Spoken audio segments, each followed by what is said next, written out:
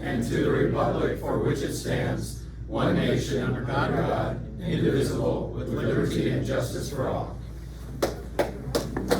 Yeah. All right. Hello, everybody. I'm Jeff Miller. I am the ongoing chair of the Legislative Action Committee. I tried to give up the title. I've tried to say no, but Bobby won't take his hooks out of me, so it's all good. I was going to give just a brief overview of what LAC does. We basically track and monitor local, state, and federal issues that impact our membership, our business community. And some of those things are things that impact your businesses in a good way, and some of those things are impacting your businesses in a bad way.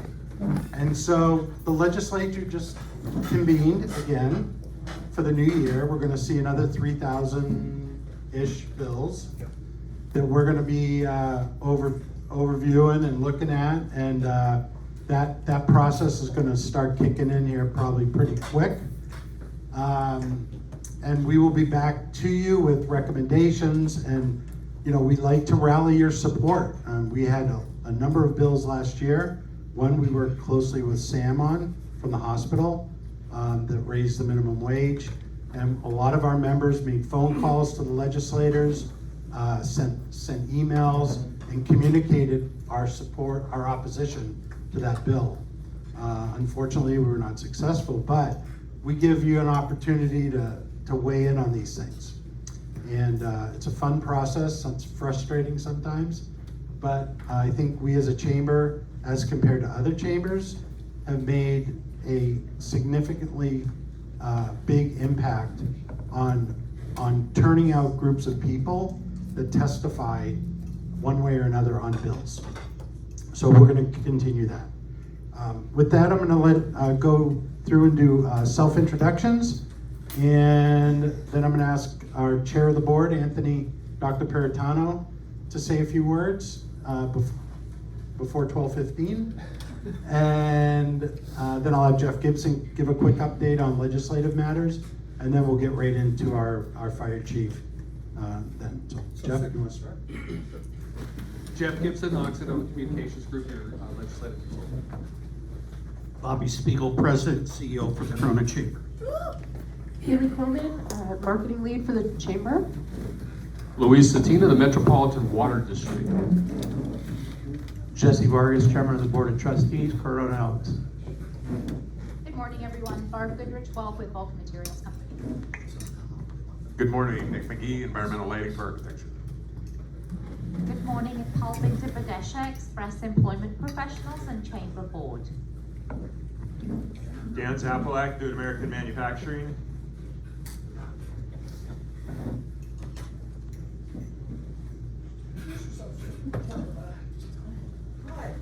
Going the right way. Jim Dorsey, the broken but not forgotten photographer. And still loved. David Daly, founder of Daily Financial Planning and ambassador of the Corona Chamber of Commerce. Rhonda Clement, California Baptist University College of Engineering, Director of Strategic Initiatives. Sam Itani, Corona Regional Medical Center. Juanita Johnson, CCA Chair and Staff Communications Director. Morning, Kim Maybon, owner of Creative by Design, Graphic and Web Design. Hi everyone, Bryce Marsono, owner of Signorama Corona and also a Chamber Ambassador. Every year. Anthony Maldonado, Programs Coordinator with the Corona Chamber. Good afternoon. My name is Desiree Ramirez. I'm the Vice President of Operations and Membership Development at the Chamber. Robert Yanez, Membership Development Coordinator, Corona Chamber. Hello, my name is Lena Cardenas, Field Representative from the Office of Assembly Member Cervantes. Hello, I'm Christy with DFI Insurance, a property and casualty insurance agency. Brian Young, Corona Fire Chief. Sandy Klein, Realtor with Remax Partners.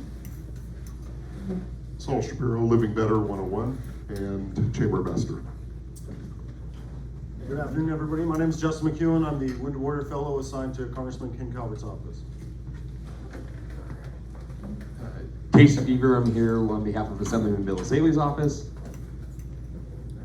And I am Braxton Diffentorum, a field organizer field representative on behalf of Senator Sayardo's office. And my name is Anthony Piritano with Integrated Medical Center, the chairman of the board. Coming up here, I don't think it's official yet until the installation, which is coming up February 1st. There's a little plug for that, so please come. But thank you all for being here. There's not many free lunches around anymore. But this committee is going to be very active this year. There's going to be double, triple what we discuss moving forward. So there are big plans. We need your help. We need your participation. And so, again, you're here, that's not the problem, just drag a couple people with you, okay? So, a couple things real quick to discuss. I just want to mention a couple new board members we have with us. So first we have Barb Goodrich, what? And we have John. He didn't make it yet. Oh, John's not here yet? Yep. Okay, John should be here soon with DFI. And Carly Lee's not here yet either from Troy Lee Design. So a couple business keeping. We have the labor law posters up there. So if you are a member in good standing, means you've paid your dues, grab one. If you need more, there's also a form up there where you can ask for more if you have multiple sites, multiple offices. So that's there. Secondly, on the 1st, we're also going to recognize some people. We have a few of those people here. So Barbara, who we mentioned a minute ago, she's going to be welcomed as a new board member. We also have Sandy, where's Sandy? The famous Sandy Klein, her Lifetime Achievement Award. Officially one of the sweetest people in California. And then lastly, we have Ray, who Ambassador of the Year. So I'll pass the mic over, but again, thank you all for being here. You know, the thing with Chairman of the Year, you'll see when we do our installation, but for me, it's all about the team. One of us, individually, we can't do a thing in such a big organization, big operation like the state, much less the country. But together we can accomplish a lot. Just roll up your sleeves, let's get ready to go work, have some fun doing it. Thank you, Dr. There's no I in team. There's no I in team. I'd like to introduce Jeff Gibson. Jeff is our legislative consultant. Jeff owns Occidental Communications Group for almost 40 years now. Has specialized in areas of housing and environment, business advocacy. He's run political campaigns. He's the author of Jessica's Law, and I'd like to have him give a quick update on where we are legislatively. Thank you, Jeff. I appreciate that. Not quite 40, but so the legislature reconvened and started hearings last week. Two bills that we've been very active on. In fact, we provided the most testimony against were AB 1000 and AB 1748. You may have seen comment on these. They're usually referred to as logistics bills. They're improperly discussed as limiting new warehouses or logistics centers outside of a 1,000-foot radius. In fact, it's any location that has 100,000 square feet. In fact, AB 1000 would affect any business that has over 100,000 square feet and receives any sort of organized truck traffic onto its property. And if your business were to, for some reason, if you're long-established business, we were just talking about with one of the board members, their long-established business. But if for some reason you have to get a business permit, you fall into the new business category, and you can shut down your existing business. That bill came back in its 2-year form because we're in a 2-year legislature, and so every bill and I cautioned everybody about getting too excited about killing a bill in the first year of the legislative session, because it's not until the second year in January when a bill can be actually killed, and so we actually were effective in killing that bill. It still can come back. The author, the Assemblymember Reyes from San Bernardino, and I've met with her specifically, has promised to bring the bill back. But again, think of every building in Corona that has over 100,000 square feet. I was here in the early 90s when we as a region decided, and I was part of this decision, to move from heavy industry into smart manufacturing. We as a chamber have worked extremely closely with our community colleges, with our legislators, both federal, state, on both sides of the aisle, to provide training for people that previously had been in heavy industry, Kaiser Steel Mill, whatever it was, that were then removed. We went through a period of dire economic straits, as many of you remember, in the early 90s, all the way through about 97. And then became a smart manufacturing center. In fact, for 20 years, we're about the best smart manufacturing center. Well, what smart manufacturing essentially is you have a building and you decide on an ongoing seasonal basis, just like at Fender, we've taken the tour at Fender, where you change your building around depending upon what season it is. If you need 80,000 square feet of manufacturing for 6 months, you can have that, and then you turn that around and you have 80,000 square feet of shipping. Well, that also requires a lot of coordination with the city of Corona. Bobby's been very active in that. We've all been very active. The way these bills read, the moment someone would go and get that building permit so that they could move a couple of walls, they could change some things around, which they are more than able to do, that becomes a new business. And then then somebody at the city would have to then take out the ruler and make sure that there isn't any location where people gather, are incarcerated. That's right, if you are somehow near a prison or a jail or a location where people are regularly held by the police department, that falls within the 1,000 feet, any sort of school. So the bill is, when we've been working with the author and in testimony, which we, again, provided more people than any other chamber in the state, including the Cal Chamber, to talk about this. When we went through, does this mean Costco's? Yes. Does this mean hospitals? Yes. Does this mean police stations? Yes. Does this mean, and you go down the list of things, and they had no problem, and there were no amendments offered for it. No, we're just specifically looking at Amazon centers. That's really what legislators have been told this deals with, are huge Amazon centers, which are not in Corona. But the reality is 90% of the jobs in the Inland Empire, the bills only deal with the Inland Empire. And so we have spent a good deal of time as a chamber. I professionally have spent a good deal of time on this because it's an impact of 1 out of every 3 jobs in the Inland Empire.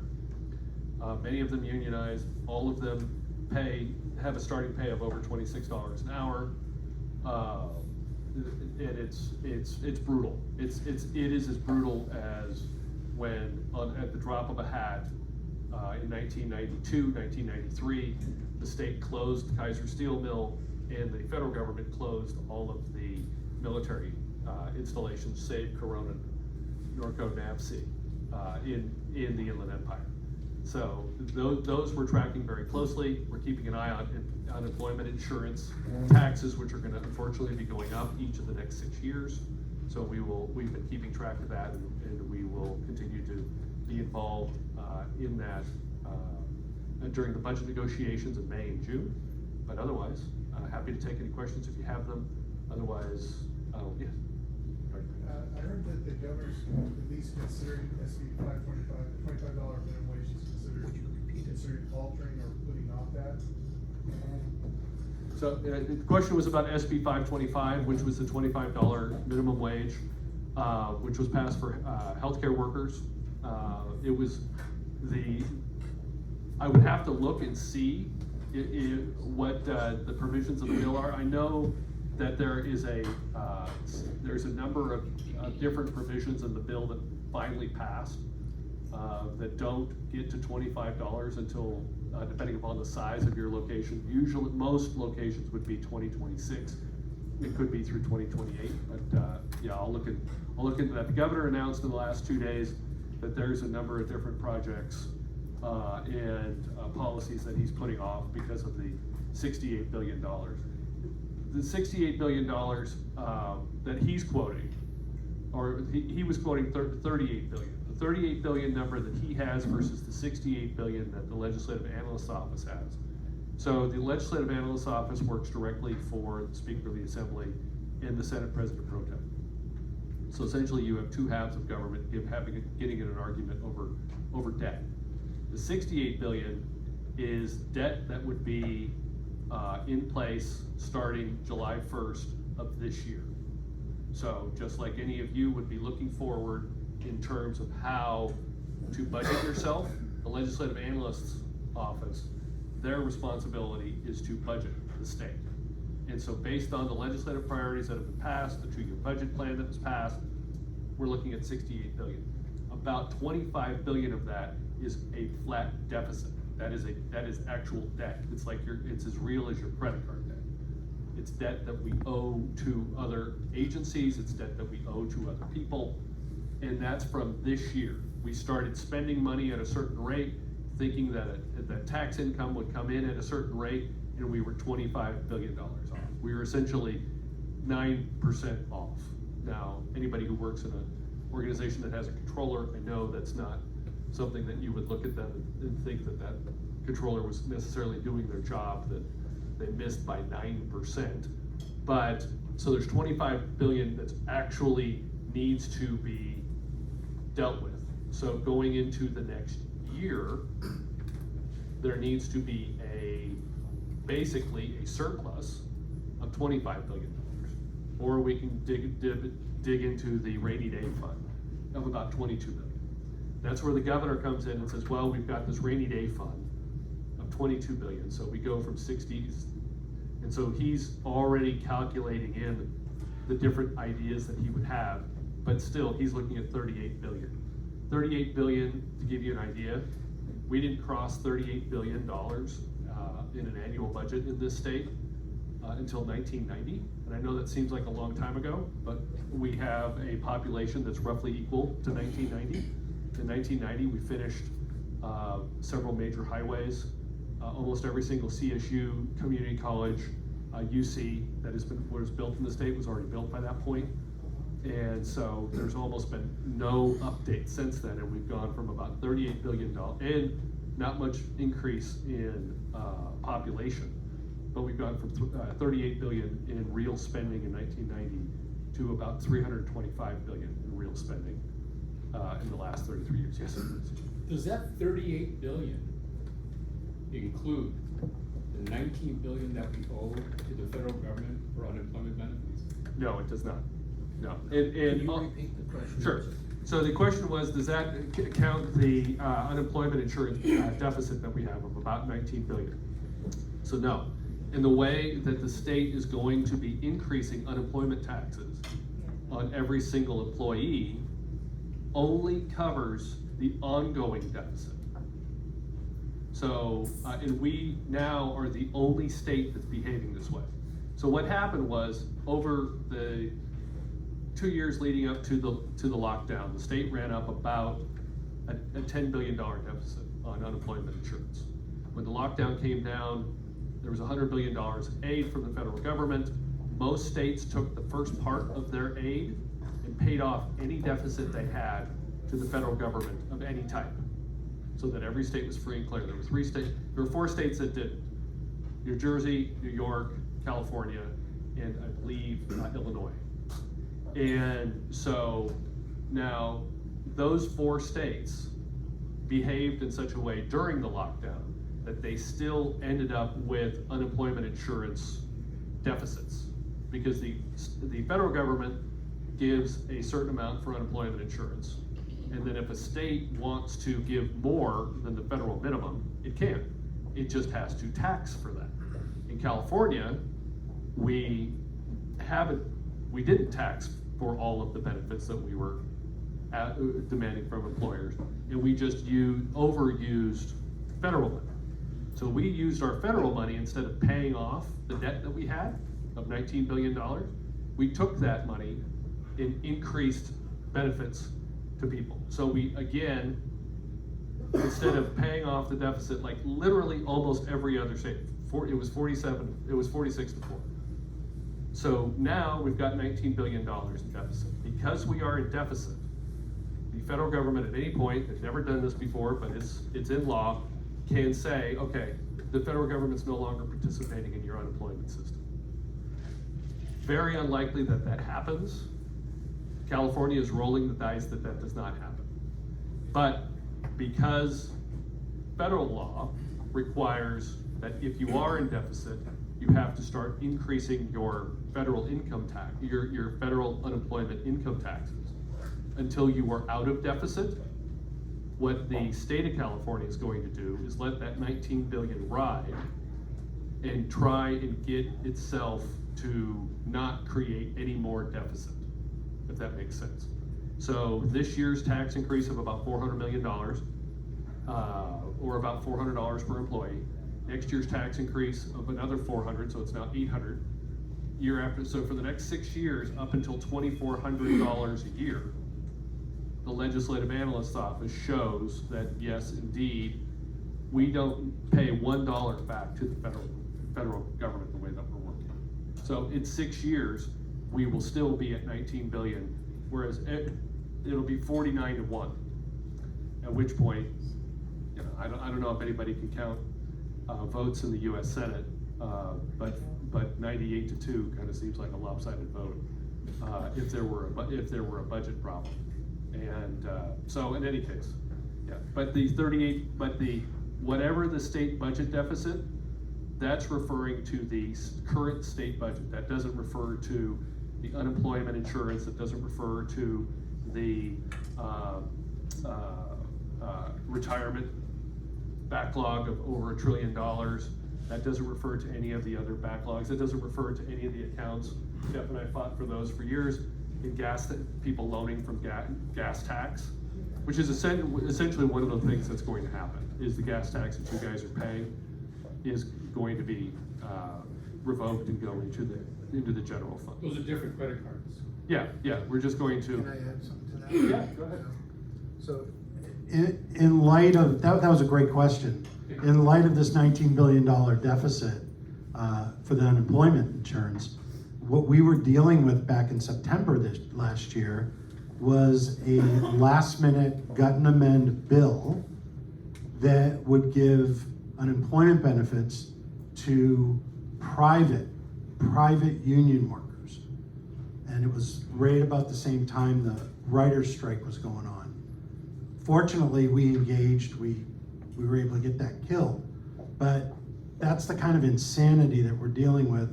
You got 19 billion out here, you're gonna do this bill over here, that who knows this is why our committee is so important, because we engage in these issues. So. No, that's it. Okay, all right. Thank you. And if there are any other questions, you can stay after and talk to Jeff if you want to. And, okay, let me get if one of the things we do is provide free food, but we also look for sponsorships. So if you know anybody that wants to be a sponsor of our LAC meeting, see Dr. Peritano. No. Anthony. Oh, Anthony Maldonado. Yeah. I'm sorry, the other Anthony. Yeah. You can be Dr. Anthony today. Is that okay? Yes. Okay. And next month, we're going to show some love to the cops. Love a Cop on Valentine's Day. We're going to have our police chief, Bob Newman, come speak to us on Valentine's Day. So, love a cop. Okay, let's get into the meat of the matter.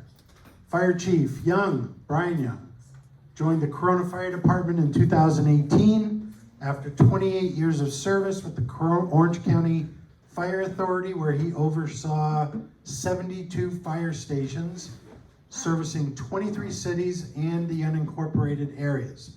His fire service background includes extensive knowledge and expertise in fire suppression, urban search and rescue, hazardous materials response, fire investigation, and paramedics. He also holds a bachelor's degree in fire protection administration from Cal State University, Los Angeles, and a master's degree in security studies from the Naval Postgraduate School. When the city declares a state of emergency, the fire chief becomes the director of emergency services for the city. So with that, I have 2 questions before I hand the mic over to you. Just to get to know you a little bit. I'm gonna put you on the spot. You're stuck on an island. You can only eat one food. What would that be? Sushi. Sushi. We know But there's logic behind that. Okay. You're on an island. You're on. Okay, but here's the next one. If you can only listen to one album. Bob Marley legend.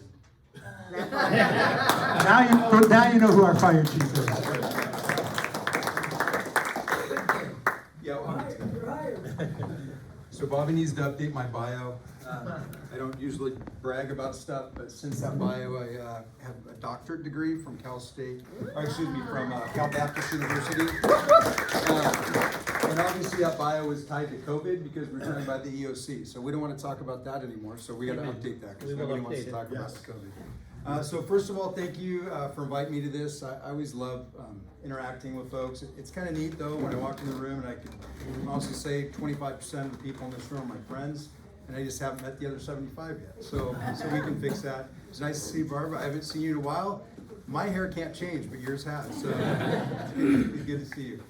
So, you know, when Bobby hooked me up with Jeff initially, it's like, well, ledge stuff from the fireside is not very exciting. It really isn't. But there is other things that are tied to that.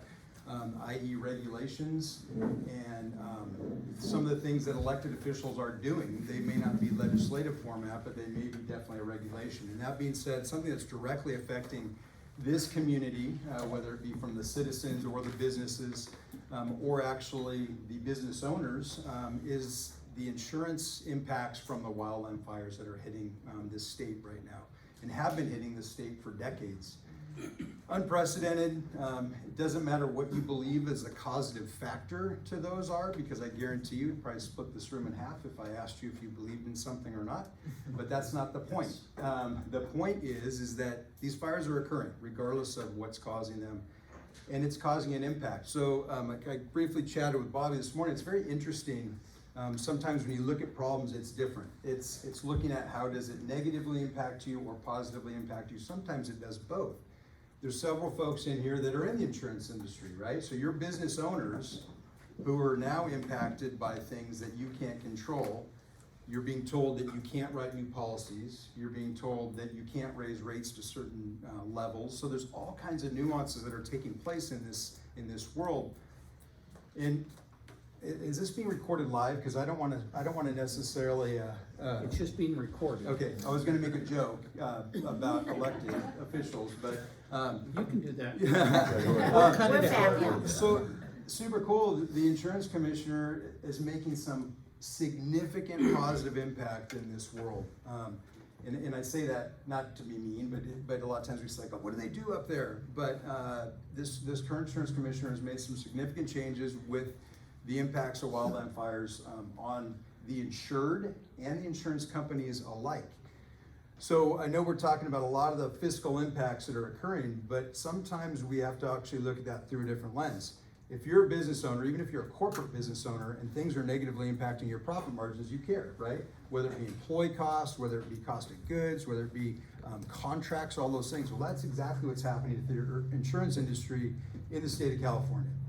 So there's 12 primary insurance providers that provide 85% of the home insurance for businesses and residential communities. 85% is provided by 12 providers. 7 of those 12 providers either have stopped writing new policies or incredibly limited the policies they're writing. So now if you're the business owner, that impacts you. If you're the homeowner, it impacts you. And there has to be some sort of solution. And being objective, insurance companies are entitled to make a profit too, right? They're a business. So when their profits are negative 0.8 for a 10-year average in the state of California because of the significance of loss we're having here, it was incumbent on policymakers to say, how do we make this thing viable? How do we help the industry survive? And more importantly, how do we make sure that our citizenry and business owners can have insurance? And it was by creating some give and takes. And I don't know where everybody lives, but I would assume that a few of you probably live in a wildland urban interface if you live in town. 12 miles of our city is directly impacted by that. Me personally, I've had my policy canceled twice, once when I lived in town, and then now I live in Orange, I had it canceled again. There is some funny nuances though with the insurance industry they will cancel you, but then they have a consortium of a sub-insurance that's funded by the insurance industry that you can get insurance policies through as a last chance option. It's called the FAIR Plan. This came into place after the Watts riots because rightfully so, they have to make a profit, and they said, well, we don't want to insure high-risk areas. And that at the time was a high-risk area, and the same thing's holding true with these wildland fire threat zones. So the FAIR Plan has been a stopgap, but it's not the answer to the problem. So the insurance commissioner brought together some actually very creative people and came up with some solutions. And those solutions are multiple levels. It's holding the insurance industry accountable at a different level, but it's also allowing them to get higher profits. So there's the negative impact of this change for the end users, not from the business community unless you're having a higher insurance, but there has to be a give and take. They can't expect the insurance industry to write these policies and have a negative 0.8% profit margin. That's being the business community, you get that, right? So what the compromise is that they asked those 12 insurance companies, corporations, if you will, you need to write 85% of the policies in the state again. However, we will allow you to raise rates, knowing that you have to recoup your costs. But in turn, we want to create a mechanism that if people do things to decrease their risk profile, we will require you to give the consumer a 20% discount. So there's that give and take, right? So the rates are probably going to go up much significantly more than that to kind of get back where they need to be. But knowing that the homeowner can get a 20% rate kickback, it's very beneficial. I kind of equate this to a lot of times in personal life, we know what we should do, but we don't do it because we'd rather just ignore it, i.e. get an annual physical and those kind of things. So this is kind of the similar thing. It's a painful thing that we have to accept if we want insurance. And it's almost like we can't expect it to be an unfunded liability of private industry in the insurance industry as well. But some other significant changes that took place. Has anybody in here had their insurance canceled? Sam, anybody else? But if you haven't yourself, you know people who have. You've heard the story, right? Some of the companies, and I don't know them specifically, Jeff, you may have more insight, but some companies basically would cancel entire zip codes, not just communities, but they'd say, hey, the algorithm says this is a loss leader, we're not doing this. But one of the positive changes was with this 20%, if somebody was having their insurance canceled, historically what would happen is they said, you don't meet our risk profile, therefore we're canceling you. Well, tell me what I can do to fix my risk profile so I can uncancel. Oh, that's proprietary, we can't tell you. So it's this whole like funny little circle. Well, that was taken away. That was one of the positive things that the insurance commissioner said, listen, if we want this thing to be a symbiotic relationship of give and take by both parties, you need to be transparent with why you canceled them and give them the opportunity to fix that, right? And that's a tiered approach. The first one goes back to the citizen themselves. I have some handouts I'll leave at the end rather than pass them out. They're just, like I said, most people don't necessarily care. They'd rather have that ignorance is bliss, but those of you that do want to know, there's some interesting stuff about the rate recommendations and the profitability and that sort of thing. But there's 3 phases that you can do as a homeowner or people you know as homeowners, or even businesses for that matter. I'll go back to that in a second as far as one of the other changes the insurance commissioner made. But the first one is obviously harden your own home. There's recommendations on the documents I'll provide you. Second is harden your surroundings, and that would be your general, let's say your homeowners association, if you will. And then lastly is your community as a whole. And that's where the Corona Fire Department is significantly leaning into initiatives to help the citizens of Corona be safer. And I'll kind of close out with that in a few minutes here. But circling back to the business component, so only one person's had their insurance canceled. How many of you live in an HOA? Okay, a lot more of you. So your HOA has to have insurance. So they're subject to the same cancellation modeling that the individual homeowners are. So if an insurance company passes down to their brokers and says, listen, we're no longer going to write policies in this zip code, and that would include all HOAs, Then the HOA loses their insurance. They have to try to get insurance through the FAIR Plan. And then here's where some of the things about government bureaucracy and illogic decision-making is. Did I say that out loud?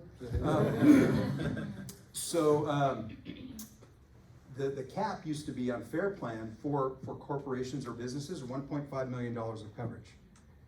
I mean, there's single homes in Corona that far exceed that, let alone an entire HOA.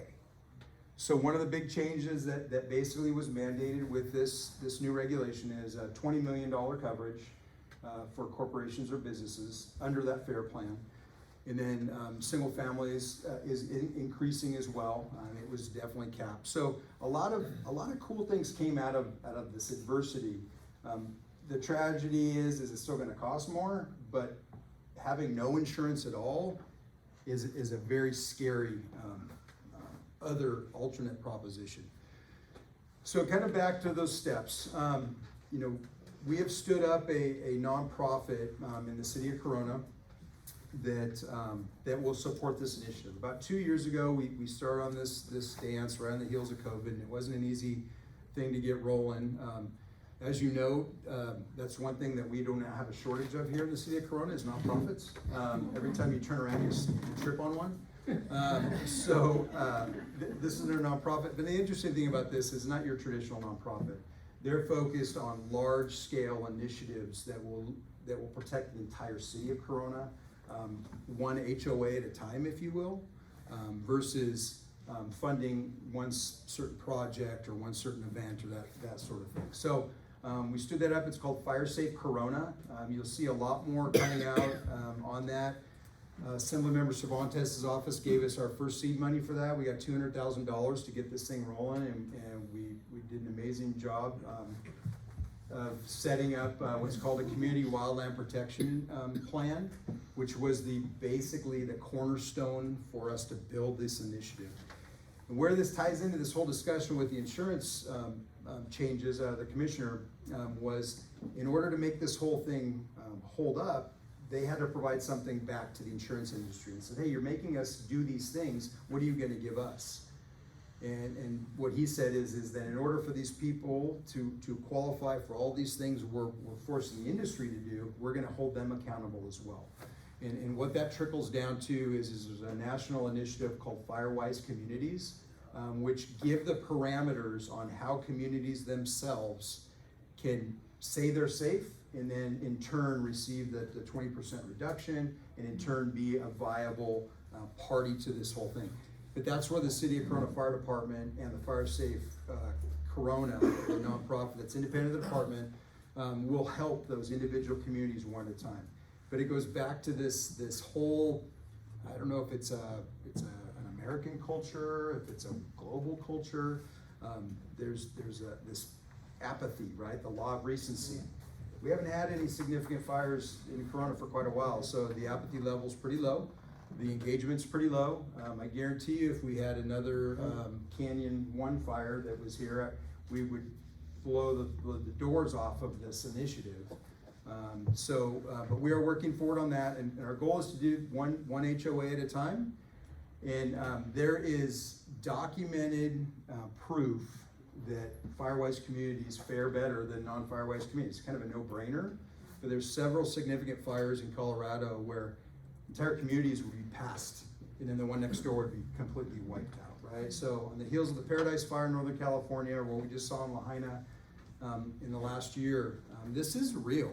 I mean, I think Lahaina was kind of a home run to say it can happen anywhere, right? Those of you that have been to Maui and been to Lahaina, to think that that entire town will be wiped out by a wildfire, you'd say you're crazy. So really that was my intent today, was to share that some really positive things are taking place from the insurance commissioner's office to fix this problem. And I'm impressed that they were able to kind of create a reasonable change that met the needs of the insurance industry, met the needs of the stakeholders, and then ultimately the policy deciders had to kind of bring that whole puzzle together. Very complex, and those of you that are in the insurance industry in the room know that most insurance agencies use different risk modeling. So to then try to apply a one-size-fits-all to an industry that doesn't even do the things the same is highly complex and problematic. But I'm actually excited that we have a forward movement that will get more people insurance, give them the opportunity to have a discount on their insurance rate, and really not put people in harm's way. With that, I'll stop talking because I could talk for hours. I have a question. Yeah. I'd like to kick it off. Can you also talk about the department? Yeah. Can you talk about the calls, Yeah. number of calls, Yeah. the initiatives that you're doing Yeah. in the community, whether it's hazmat or Chief, can you repeat the question so Yeah. we have it on tape? So what Jeff said is just kind of give a quick overview of what's happening with the department, where we're at, what kind of initiatives we have going on. So, you know, kind of already did the lead in with the Fire Safe Corona was probably one of the biggest initiatives. Like an easiest go back to this would be when I got here in 18, obviously if you or Sam can attest to this, you come in as the new boss of any organization. You know there's an expectation that you've evaluated what are your priorities to accomplish, and then you start chipping away at those priorities. So when I got here, one of the biggest concerns was the lack of preparedness for a significant wildfire in the city of Corona, right? We literally, half of our city is surrounded by the Cleveland National Forest. So that was one of my primary concerns, and I feel like the train is actually moving down the tracks now. So what the plan of this initiative is it'll be like the best analogy is painting the Golden Gate Bridge. We start at one point in the city, we start doing mitigation projects, we move all the way, and then we turn around and we start over again. It just becomes a rinse and repeat. Many of you seen the goats. We put the goats into play a couple of years ago. That was probably the best marketing. Yeah, love the goats. Best marketing that you could ever ask for. It doesn't matter what it is, someone will watch a video of a goat 10 times more than they'll watch anything else. Maybe cats, they say cat videos are pretty big too. So that was a huge initiative. And then some other stuff that's directly aligned with EMS and the healthcare system is obviously from a flow process, right? The 911 system is the beginning of treatment, right?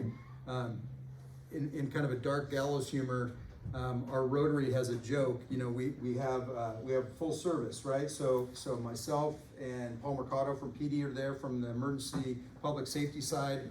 Then we move over to the hospital with Linda Pearson, and then if the hospital isn't able to make the close of the deal, they move over to Chris Miller's shop.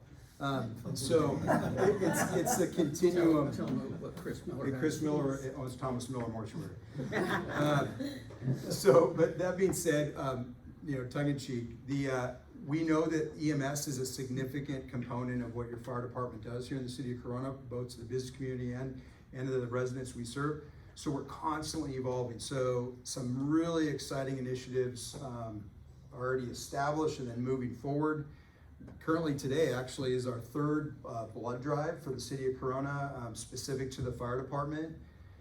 You know, live streams in the city, we see them all around at different events, and we've kind of blown their business model out of the water, and we're getting like a 2 to 3-fold return on blood donors, probably just because we're doing the marketing, and people know that the blood they're donating has the potential to directly go to our program. So what this program is we're in the final stages through the state authoritative body to become the first fire agency in the Western U.S. to carry blood products in the field.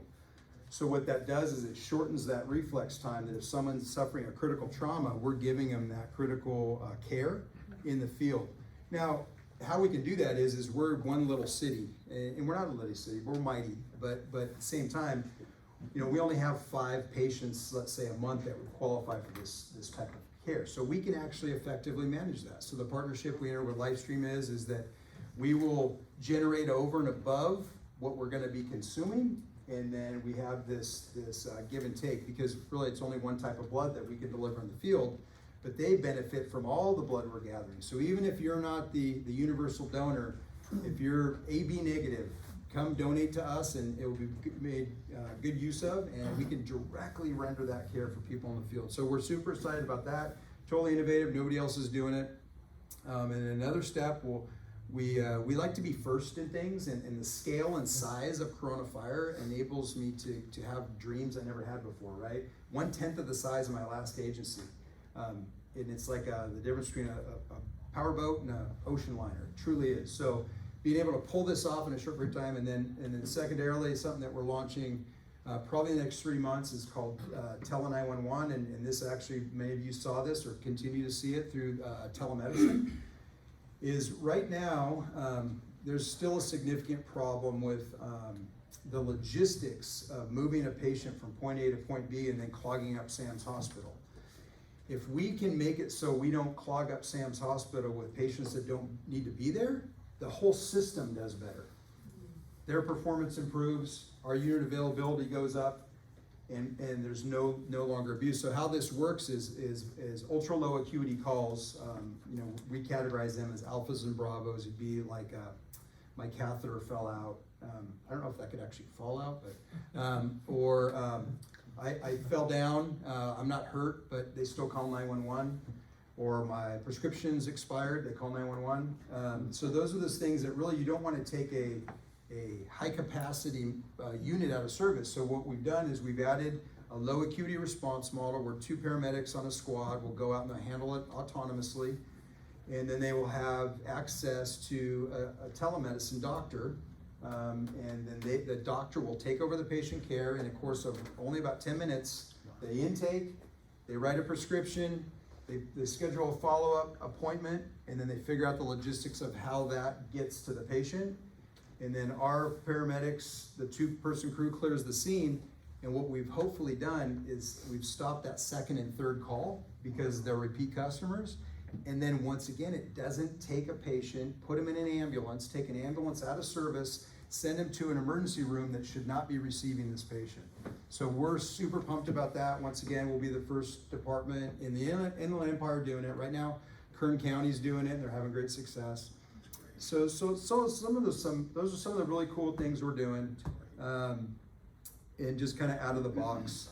It's a great place to be. I just from a personal level, I feel like I scored coming here, right?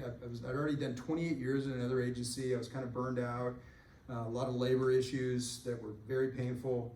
And then I came to a second life, if you will, and just fell in love again. So I lived in the town for 28 years.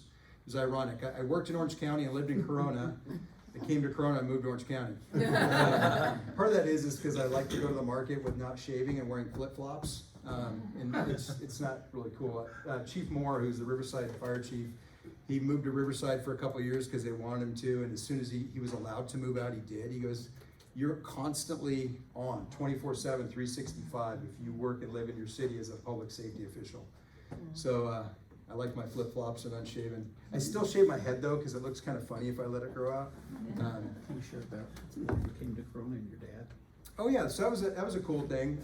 So as another little parting shot, so my parents have lived here for a long time as well. They're originally both from Anaheim, but they bought their retirement house here out in Eagle Glen. But right when he was looking in this area, he'd come out here all the time, and he was a gym rat. Not a buff gym rat, but just like a treadmill gym rat. And he kind of lived his life. Some of you probably know him. I know the Elks, you know him, and he's a talker, and he loves to tell stories. And he would go to the gym like an addiction, if you will. And he had a cardiac arrest on, remember when Bally's was off of McKinley? I think it's a TJ Maxx now, maybe. So he had a cardiac arrest there, working out, and he was saved by an off-duty forest firefighter. And then fast forward about 5 years later, he suffered another cardiac arrest at the gym right off of the 15. And that time my mom saved him. She was there. Last time she's put her foot in the gym since then. But the important part of that is both times Corona Fire Department responded on him and rendered the secondary care that basically he's still alive today. It's pretty crazy. Surviving 2 cardiac arrests and still living to talk about it. If you ever have an hour you don't ever get back, just ask him about it. I say that all lovingly. So it's cool. It's just a great full cycle story, for me being in this town. I love it here. My wife was the 1986 homecoming queen from Corona High School. So it's kind of like it's almost like a Hallmark movie. I love it. Let's give him a round of applause. Who's got a question? Yes, Yeah, David. Little bit different question, but when you're talking about saving somebody that had a medical emergency, what are the best resources if somebody wants to go get some kind of base level of training so they can? Because I know that there's a ton of liability in California if you touch somebody, if they are hurt. So actually, you don't have any liability. Okay. It's called the Good Samaritan's Law. And that's one of the unfortunate things about saving people's lives is that there's a lot of misconceptions, rightfully so, right? And especially the litigious world we live in. You can sue anybody for anything. So I'm not saying that somebody might not try to sue you, but even firefighters and medical practitioners and police officers are protected by Good Samaritan laws if they're doing what they're doing in the best interest of the patient, right? But a layperson, you are 100% protected, been validated multiple times in the court of law. So every roughly 2 months, we have a very brief hands-free CPR training at Corona Fire. It only takes 2 hours. I know the hospital sponsors CPR training on a regular basis, and you actually get certified from their class. One of the things I will throw in as a parting shot, just the business community, I would encourage everybody that has a brick and mortar to get an AED, an automated external defibrillator. If you want me to give you the intel on getting a refurbished one, it cuts the cost significantly. So for $550, you can make that investment that basically can make all the difference in the world. Most of you know the Cortez family in various ways, shapes, or forms in this city. So Ryan Cortez, who used to work in economic development, that's probably where a lot of you remember him from. He's now a Corona firefighter. He actually saved a staffer's life in Congressman Calvert's office by using a city AED that was in City Hall. Found out that the alert was needed, ran downstairs, and himself and Carrie Smith, who was another powerhouse from the nonprofit side in the city, both saved his life, Jason Gagnon. So, And he wasn't a firefighter at that time. No, he wasn't. He was an office worker. Just call our main number. You can get a CPR class. It's only 2 hours. Now, you don't get a certificate suitable for framing, but you get the viable thing. And one last part I'll share with that, just like my dad. Both of his cardiac arrests were in public. Most cardiac arrests occur at home. And if you have the opportunity that literally can take 2 hours out of your busy schedule, knowing that you could save your husband, your wife, your father, your mother, your aunt, your uncle, your neighbor, that's a lot less of a commitment than the guilt you're going to have by going, damn, I should have took that class. Because the survivability goes through the roof when people get early CPR. And then in the business community, if you throw in AED, Ray, I know you don't have a ton of employees, but think about the value added of just you putting AED in your shop, $500. We put it in a mobile phone app, so anybody in your whole strip center that has a cardiac arrest, their phone goes off, it says, Ray has a AED in Sinorama. They grab it, they save the person's life. That's exactly what happened with Ryan and Carrie at City Hall. Did that answer your question? Yeah, absolutely. Yeah. So we offer it every 2 months. Hospital offers it probably at least quarterly, right? Yeah. You guys, this is super cool. Thank you. Another question. Yeah. Sandy? So Brian, Yeah. when you were talking about the 20% discount, would that be only for people that are in a designated fire hazard areas or anybody? It would. She asked the 20% discount. Is that only for people that are in those fire designated areas? I don't have the distinct answer, but I think if you could sell your case. So there's the differences. There's a complete arm of that insurance commission that's stood up to be advocates for the citizen, which once again mind blowing. So you call them, they then fill that advocacy role, but you have to make sure that you meet the criteria. Box Steves, meaning your rafters aren't showing, you don't have a palm palapa in your backyard. They sure look beautiful, but that's probably one of the dumbest things you could have in Corona. If I offended anybody, oh well. All right, you guys, this is super cool. Thanks for the invite. Thank you. Yep. Let's give it up for the chief. Thank you so much. So Chief, is it Dr. Chief? Is it Chief and then we put PhD afterwards? To quote my wife, I don't call you chief, I ain't gonna call you doctor. Just don't call you late for dinner. Thank you again, Chief. We appreciate it. I'd like to give our field reps an opportunity to make a presentation on what's going on in their particular office. So I'll just throw it up there, boys. Yeah, absolutely. All right. So again, my name is Justin McEwen. I'm a Wounded Warrior Fellow assigned to Congressman King Calvert's office. He's obviously over at the Capitol now, working hopefully across party lines to get that budget accomplished here, hopefully any day now, any hour now. But in the meantime, Congressman Calvert did introduce a new bill, HR 6656, last month. It's the Stuck on Hold Act. It's to regulate and put into law that the VA and Social Security Administration specifically have to implement a phone system. Say now you call any normal organization, you get put on hold, you can choose to get a call back, and they give you a time, estimated wait time, and a time in line in place to get a call back. The VA and Social Security does not have that at this time, so you could be on hold for 2 to 3 hours, and I know personally, going through Loma Linda VA, the call drops and you pick up the phone and wait another 2 hours. So now, luckily, with this bill, it's with the Ways and Means Committee right now. Hopefully it will get passed, and they'll be able to hold the VA and Social Security Administration accountable and get that care that everybody needs with them.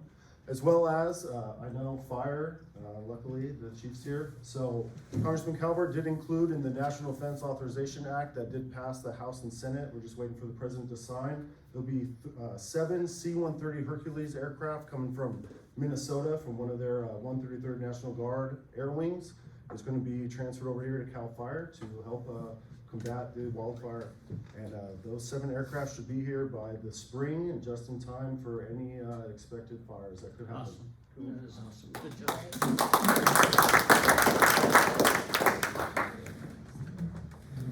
Howdy folks, my name is Braxton again with Senator Segarra's office. As has been already mentioned, this is the start of the new legislative session, so there are thousands of bills being introduced. I'm just going to highlight 2 of them really quickly right now that the Senator has already been able to introduce. There will be several others that I'll be covering throughout the year, but just to already highlight just these 2 bills for you. Senate Bill 911 is the Survivor Benefits tax exemption bill, and that will seek to make the first $20,000 of payments from the Survivor Benefit Plans tax free within, or Survivor Benefit Plans tax free within California. I apologize for that emphasis. The other bill I just wanted to highlight really quick is SB 916. That is the California Veteran Fee Waiver. So that would extend the California Veteran Fee Waiver to also include extended education courses that fulfill an undergrad degree program in California public universities. If you have more questions on these bills, please feel free to see me afterwards. And again, there'll be more bills I'll be introducing later. Thank you.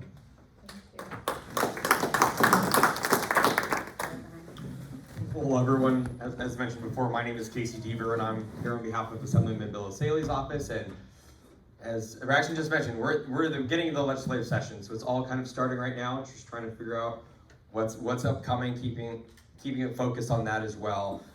We're on new committees. One of them is budget, so obviously that's one of the big things coming around. As mentioned earlier, there's a huge deficit that we got to deal with. So that's something he's definitely focused on. Also, we talked about insurance today as well. One of the things, the Assembly member was a part of that meeting. There was a meeting down in Southern California with the insurance commissioner as well as other stakeholders in it. So he was excited to participate in that and talk to the insurance commissioner. So we're excited that there has at least been progress that has been made in that element. So we'll continue to obviously keep you guys updated about what's coming forward. There's gonna be a lot. And it comes really fast, especially at the very end. So it's kind of all the things I want to go over, but there we go from there.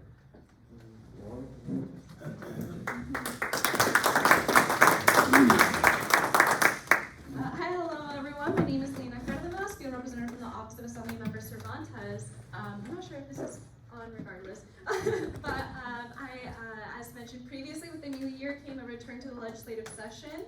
And with that came some new standing committees, and since the Assembly member has portions of Corona, I wanted to share her new committees with you all today. And that would be Aging and Long-Term Care, Banking and Finance, Elections, Governmental Organization, as well as Rules. Finally, our new webpage, Delivering for Our Communities, is now up within the Assembly members' website, which lists the bulk of her legislative and budget accomplishments from 2017 to 2023. So for those who would like to tune in. I also am new to this committee. I now cover Corona. Previously, you may have seen my coworker Alex Lopez. So I'm a new contact here. So for those of you who would like to connect, I am here and present and in the office here in Corona. So thanks very much for your time. Thank you.